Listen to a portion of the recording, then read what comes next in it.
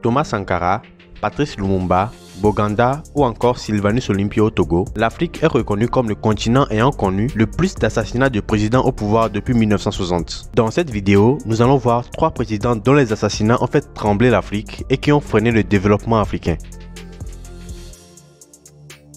Né en 1925 et Premier ministre du Congo indépendant à 35 ans, Patrice Lumumba se définissait comme un fervent nationaliste. Issu d'une famille plutôt modeste, il est l'une des principales figures de l'indépendance du Congo belge. En son temps, le Congo étant occupé par des Belges, ces derniers ne dispensaient pas de véritables cours aux élèves autochtones. Les Belges ne leur dispensaient que des cours destinés à la servitude du colon. Mais Patrice Lumumba, assoiffé de culture et soucieux de parfaire son éducation, se plonge dans les livres d'histoire. Et doté d'une intelligence hors du commun, Patrice Lumumba prend très vite conscience de l'importance des matières premières sur le plan économique. Puis s'ensuit le parcours politique de ce dernier qui le mènera à la prison en 1959 à la suite de violentes émeutes qui ont secoué le pays. En janvier 1960, Patrice Lumumba assiste à la conférence de la table ronde à Bruxelles. L'objectif était de trouver une date pour l'indépendance du Congo belge. Mais à cause de la tension provoquée par Patrice Lumumba et de sa capacité à tenir tête aux colons, les autorités belges sont mises au pied du mur et obligées d'accepter la date du 30 juin pour l'indépendance du Congo. Et lors des élections du 30 juin 1960, le succès du MNC, le parti politique de Patrice Lumumba, lui permet d'accéder au rang de Premier ministre. Au cours de la cérémonie qui marque la naissance du Congo indépendant, Patrice Lumumba prend la parole alors que cela n'était même pas prévu et prononça un discours qui offensa au plus haut point le roi belge Baudouin qui assistait à la cérémonie. Et depuis ce discours, une chose trottait dans la tête du roi Baudouin, celui d'en finir avec Patrice Lumumba. Les autorités belges obligent le président Kasavubu à démettre le premier ministre Patrice Lumumba de ses fonctions, et chose qui fut faite le 5 septembre 1960. Patrice Lumumba est traqué et ensuite arrêté en fin d'année 1960. Puis il est transporté à Elisabethville,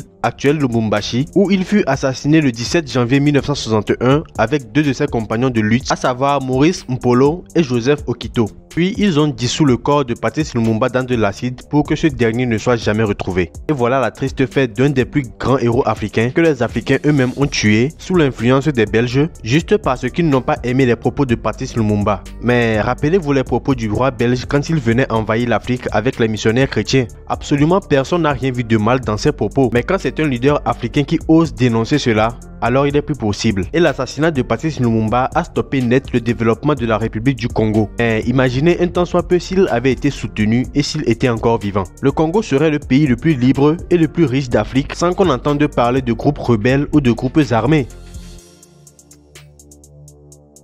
Si ce n'est à cause du franc CFA, pourquoi serait-il assassiné? Si ce n'est pour rendre son peuple libre, pourquoi serait-il balayé de la surface de la terre? Comme tous les autres, Sylvanus Olympio, né le 6 septembre 1902 et assassiné le 13 janvier 1963, voulait une émancipation du peuple togolais sur tous les plans. Mais le Togo étant une colonie française, et tout dirigeant d'une colonie française qui prend des décisions sans consulter la France et qui ose défier la France est considéré comme ennemi public numéro 1. Le leader togolais Sylvanus Olympio a été considéré comme tel. Il a été considéré comme l'ennemi public numéro 1 qu'il fallait obligatoirement faire disparaître car touchant directement aux intérêts du colonisateur. Et voilà qu'il a été balayé de la surface de la terre, mais pas par un Français non, mais plutôt par son propre frère togolais. Et voilà qu'aujourd'hui nous souffrons tous au Togo avec des dirigeants qui ne savent même pas que leur peuple existe et qui préfèrent remplir leur ventre et leur compte bancaire plutôt que de remplir leur mission de dirigeant.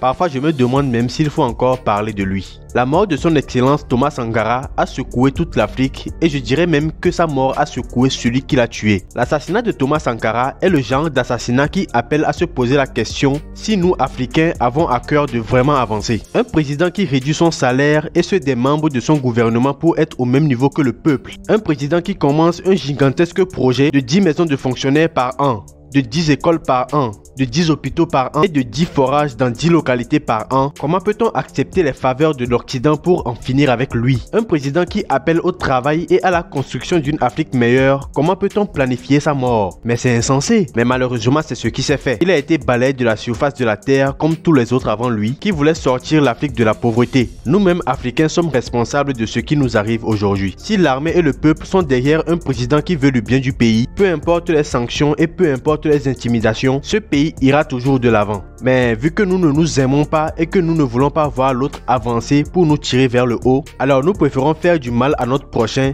et l'Occident profite très bien de cet avantage.